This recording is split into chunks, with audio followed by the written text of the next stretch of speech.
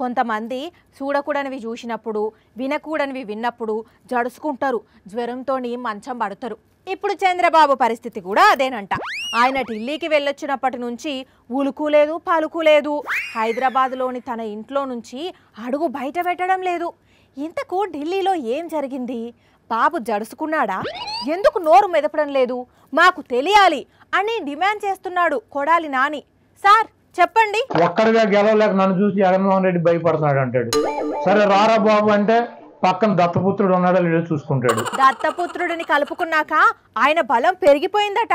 సరే ఉన్నాడు వెళ్దాం రమ్మంటే ఈ పక్కన ఉత్తపుత్రుడు ఉన్నాడో లేడో అని మళ్ళీ ఈయన చూసుకుంటాడు. అటు దత్తపుత్రుడు ఇటు ఉత్తపుత్రుడు ఆ ఇద్దరితో కలిసి యుద్ధానికి వస్తాడా? సరే ఈడు ఉంటే వదినమ్మ. వదినమ్మ?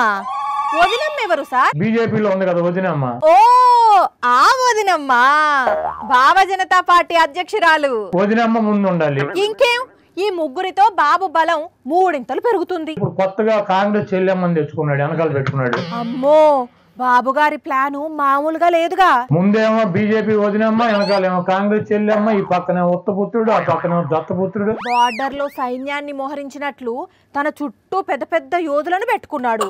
ఇక సమరమే. సరే బయలుదేరరా వెళ్దామంటే వెళ్ళి హైదరాబాద్ లో కూర్చున్నాడు. సైన్యాన్ని అంతా సిద్ధం చేసి హైదరాబాద్ లో ఏం చేస్తున్నాడు? కత్తులు సానబెడుతున్నాడేమో. ఢిల్లీ వెళ్ళి వచ్చాడు. అమిత్ షా ఏం చెప్పాడు? అమిత్ షా ఎన్ని సీట్లు అడిగి ఉంటాడు సార్? నువ్వు బాధ్యత తీసుకుని మాకు 150 సీట్లు ఇమ్మని చెప్పినట్టున్నాడు. వాళ్ళకు 150 సీట్లు ఇస్తే ఇంకా ఈయనకేం మిగులుతుంది? ఊకలో ఈక. ఇప్పుడు కాదని చెప్పలేడు, అవునని చెప్పలేడు. అరే పెద్ద సమస్య వచ్చి పడింది. ఇప్పుడు ఏం చేస్తాడు సార్ చంద్రబాబు? ముందుకు పోయి వెనక నువ్వు కాదని చెప్పి ముందుకెళ్తే భయంకరమైన దాడి ఉంటది, అవునని చెప్తే ఇది తోక పార్టీ అవుతుంది, 40 సీట్లు తీసుకోవాలి. అయితే ఢిల్లీలో అమిత్ షా 150 సీట్లు అడిగేసరికి చంద్రబాబు జడుసుకొని ఇంట్లో నుంచి బయటకు రావడం లేదు అంటారా? అయ్యో ఎంత కష్టం వచ్చిందండి పాపం బాబు గారికి. తెలంగాణలో మేడిగడ్డ పంచాది, నల్లగొండ సభ పంచాది చిన్న ఒడిచేటట్టు లేదు. వీళ్ళు ఒకటంటే వాళ్ళు ఒకటి అంటున్నారు, వాళ్ళు ఒకటంటే వీళ్ళు రెండు అంటున్నారు. మొన్నటికి మొన్న కేసీఆర్ సారు రేవంత్ రెడ్డిని గట్టిగా అరుచుకున్నది చూసినామా? మళ్ళింతల్నే నిన్న హరీష్ సారు రేవంత్ రెడ్డిని నువ్వు దిగిపో, మేం నీళ్ళు ఎట్లా ఎత్తిపోయాలనో చూపిస్తాం అనేసరికి మళ్ళా పంచాది షురు అయినది. ముందుగాల హరీష్ ఏమన్నాడో విని ప్రభుత్వంలో ఉన్నోళ్ళు ఏమన్నారో చూద్దాం. రేవంత్ రెడ్డి రాజీనామా చేయమను, నేను ముఖ్యమంత్రిగా ప్రమాణ స్వీకారం చేసి నేను చేసి చూపిస్తాను. నాకు బాధ్యత ఇస్తా అంటే I'm ready to take it. ఆయనకు చేత కాదు. అయ్యా నువ్వు చేత కాకపోతే దిగు, నాకు ఇస్తే నేను చేసి చూపిస్తాను. 300 ఏళ్ల కింద ఔరంగజేబు అని ఉండేటోడు గుర్తుంది అనుకుంటా మీకు అందరికి. రాజు కావాలని రాజ్యం మేలాలని కోరుకుంటే ఆ అవకాశం తండ్రి అన్న ఇవ్వకపోతే తండ్రినేమో జైల్లో పెట్టిండు, అన్ననేమో ఊరేసి చంపిండు. అప్పటి నుంచి వెన్నుపోటుకు మారు పేరు ఔరంగజేబు అని. హరీష్ రావు కూడా మరో ఔరంగజేబు అవతారం ఎత్తాల్సిందే తప్ప. అబ్బర బిడ్డ చూసినారుల్లా పంచాది ఎట్లున్నదో. హరీష్ సార్ అట్లా అన్నడో లేదో ఎమ్మటే రేవంత్ సారు స్పందించి ఏకంగా కేసీఆర్ సారు శాస్త్రం చెప్పి ముచ్చట చెప్పినట్టే చెప్పిండు. అట్లని ఒక్క రేవంత్ సార్తోనే ఆగిపోయిందా అంటే మంత్రివర్యులు కోమటిరెడ్డి సారు కూడా హరీష్ రావు మీద సెటేరేసిండు. మన హరీష్ రావు గారు అంటున్నారు నేనే సీఎం అయితే అని. కొంచెం ప్రాబ్లం వచ్చింది అంతే వీళ్ళకి, దానికి మనం ఏం చేయలేం. ఇక ఫ్రస్ట్రేషన్ పక్షం అధికారం పోయింది. వాయమ్మో సార్ అస్సలు తగ్గుతలేడుగా పాపం. హరీష్ సార్ ఏమో అంత పెద్ద సభల మా వెంకన్న అని నోటి నుండ పిలిచి బీపీ గోళీ వేసుకో అని చెప్పితే ఈసారేమో ఇట్లా అంటున్నాడు.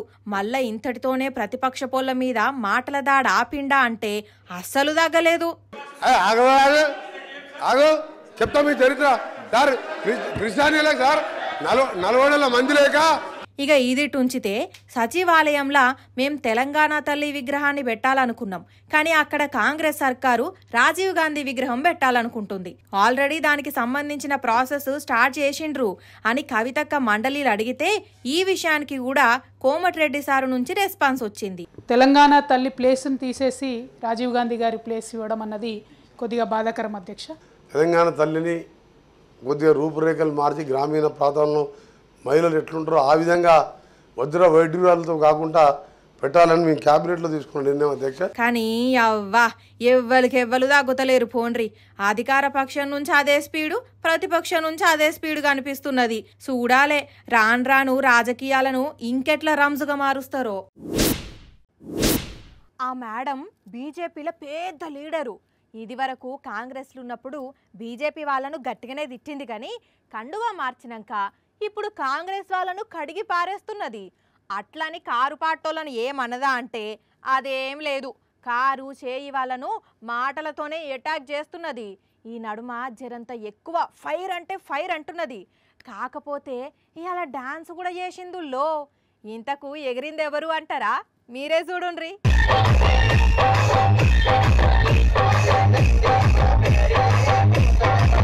ఎవరబ్బా చూడ చక్కదనంగా డాన్స్ చేసింది, ఎక్కడో చూసినట్టే కొడుతున్నది కానీ గుర్తుకు రావట్లేదు అంటారా? మీరేం కంగారు పడకండి, మన వీడియో ఎడిటర్ అన్న జూమ్ చేసి చూపెడతాడు కానీ అన్నా గుర్తుపట్టిర్రా ఎవరో? ఎస్, జేజమ్మ డీకే అరుణ మేడమే గిరిజనుల ఆరాధ్య దైవం సంత్ సేవాలాల్ జయంతి వేడుకల్లో పాల్గొంటే అందరికందరు కలిసి మేడం మీరు డాన్స్ చేయాలంటే మీరు డాన్స్ చేసినాకనే ఇక్కడికి నుంచి పంపుతాం అనేసరికి సంబరపడిపోయిన మేడం అందరితోని కలిసి ఇట్లా కాలు కదిపింది. అయితే సడన్ గా మేడం అక్కల దగ్గరికి వచ్చేసరికి వీళ్ళు ఇంకింత హుషారుగా ఎగిరిండ్రు.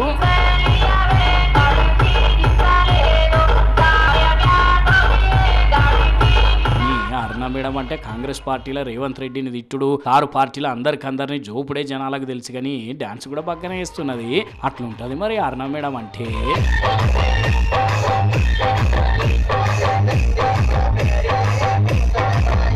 ఇక మేడం ముచ్చట ఇట్లుంటే ఇదే వేడుకల్లా కేటీఆర్ సార్ కూడా పాల్గొని డప్పు కొట్టిండు.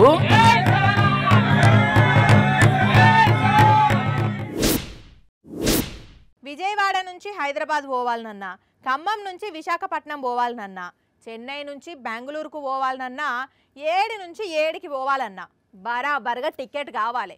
టికెట్ ఉంటేనే బరాబర్గా ప్రయాణం చేయనిస్తారు. రైలు టికెట్ ఉంటే రైలు ఎక్కనిస్తారు. బస్సు టికెట్ కొంటే బస్సులో కూర్చోబెట్టుకొని పోతారు కదా. అయితే గివీళ్ళు మాత్రం టికెట్ కొంటారు కానీ ప్రయాణం చేయరు. అరే అదేంది, ఎవరు వాళ్ళకేమైనా పైసలు షెట్లాగాస్తున్నాయా అంటే అదేం లేదు.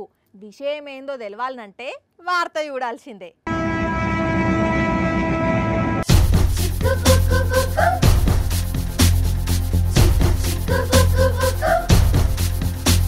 మనం ఇంతసేపు చెప్పుకున్నదిగో ఈ రైల్వే స్టేషన్ గురించే, ఈ జనాల గురించే.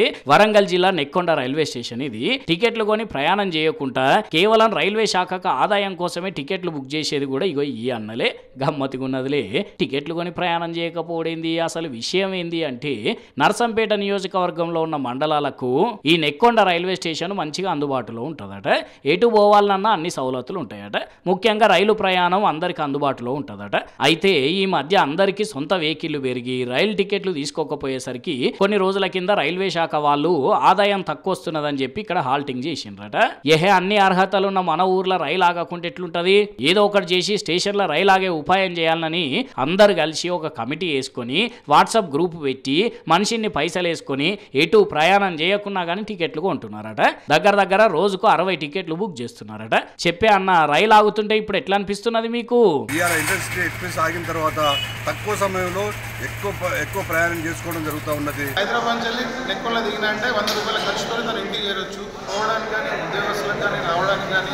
కానీ ఐడియా బాలేగున్నదిలే. ఇప్పుడు ఈ విషయం రాష్ట్ర వ్యాప్తంగా చాలా మందికి తెలిసిపోయేసరికి నెక్కొండ చుట్టుపక్కల జనాలు నర్సంపేటకు ప్రయాణం చేసేటోళ్ళు అందరికందరూ రైళ్లలో ప్రయాణం చేసేసరికి ఈ ఉపాయం చేసిన వాళ్ళు మస్తు ఖుషి అవుతున్నారు. కానీ మామూలు ఐడియా కాదు పండి ఇదైతే.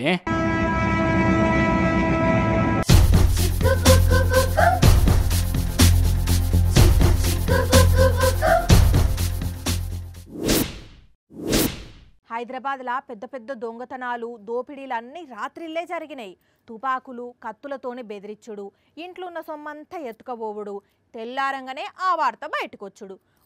ఇట్లా ఇప్పటికే మస్తు అంటే మస్తు జరిగినాయి, చూసినాం కదా.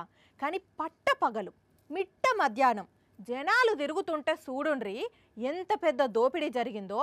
ముందుగానే చెప్తున్నా, సినిమా రేంజ్లు ఉంటుంది. బంగారం షాపు ఓనరు కస్టమర్స్ కోసం వెయిట్ చేస్తున్నాడు. ఇటు దిక్కు ఎర్ర టీషర్ట్ వేసుకున్న ఇంకో మనిషి కస్టమర్స్ ఎప్పుడు వస్తారా, ఎట్లా స్వాగతం పలుకుదామా అనుకుంటుండగానే సినిమాలో విలన్ లెక్కనే షాపులో అడుగు పెట్టిండు. కుర్చెక్కి ఓనర్ను ఒక్కటి జరిచిండు. అట్లని ఒక్కనేనా అంటే కాదు, దాంట్లో పనిచేసేట ఆయనను కూడా ఒక్కటి వీకిండు. గప్ప గుద్దుకుంటా దీంట్లో పడేసి దొక్కుంటా కచ్చాక్తోని బెదిరిస్తుంటే ఇంకోటి వచ్చిండు. అబ్బరు బిడ్డ ఎట్లా మడత పెడుతున్నాడు చూడండి. 1 2 3 4 ఎవ్వా ఆగే ముచ్చటే లేదుగా. ఎవ్వని పనాడు చేసి కథం సంచి సర్దుకొని బయటపడ్డారు.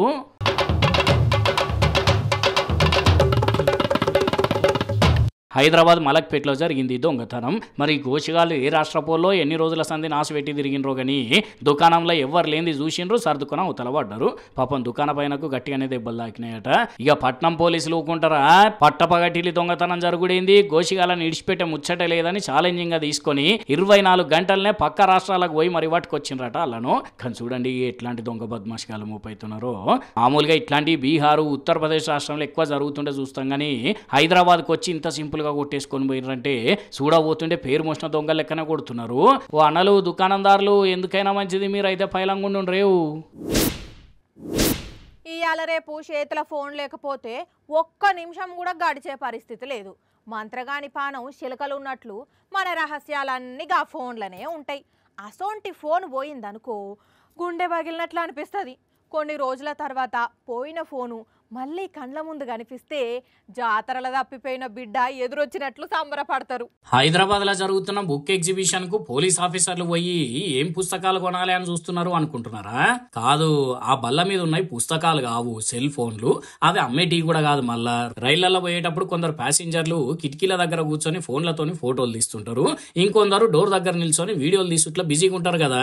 ఇక ఇదే సంద అనుకుని కొందరు దొంగల ఫోన్లను అటుక్కున గుంజుకొని అవతల పడుతుంటారు. అగో అట్లా ఫోన్ పోయేసరికి ఏం చేయాలనో తెలియక పాపం ప్యాసింజర్లు ఆగమాగం అవుతుంటారు.